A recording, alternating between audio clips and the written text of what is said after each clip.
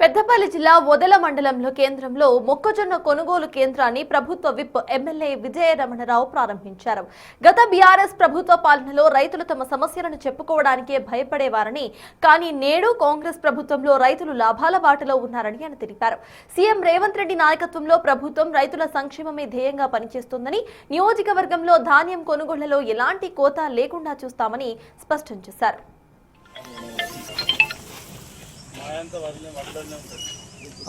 దాన్ని దృష్టిలో పెట్టుకొని ముఖ్యమంత్రి రేవంత్ రెడ్డి గారు రైతులకు నష్టం జరగద్దు, రైతులకు మద్దతు ధర రావాలా, రైతులు పండించినటువంటి పంటకు లాభసాటిగా ఉండాలా, గిట్టుబాటు ధర విషయంలో మరి రాజీ పడద్దని చెప్పి వాళ్ళ క్వింటాల్కు 2400 రూపాయల చొప్పున మరి ప్రభుత్వం మార్కెట్ ద్వారా మద్దతు ధరకు ఉంటా ఉంది.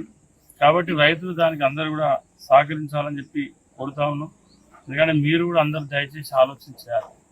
ఎందుకంటే ఇవాళ వాటికి చిన్న చిన్న విషయాలకు అటీటవుడు, గత్తరపడు, గాయగాడు ఇదే సెంటర్లో 10 కిలోలు 10 కట్ట దిక్కు లేదు. మీకు ఇవ్వదు, అడిగే నాదు లేడు.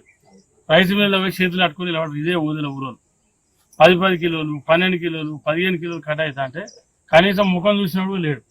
దానికి ఎవరో వాళ్ళు వాటికి గాయగాయవలసిన అవసరం లేదు. ఇది రైతులకు పక్షపాతి ప్రభుత్వం, రైతులకు న్యాయం చేసే ప్రభుత్వం. నాకు తెలిసి 30 సంవత్సరాల రాజకీయ జీవితంలో మీరు ఏ లెక్కనైనా లెక్క పెట్టుకోరు. ప్రతి పంట విషయాలు కానీ, దిగుబడి విషయాలు కానీ, మద్దతు ధర విషయాలు కానీ, బోనస్ విషయాలు కానీ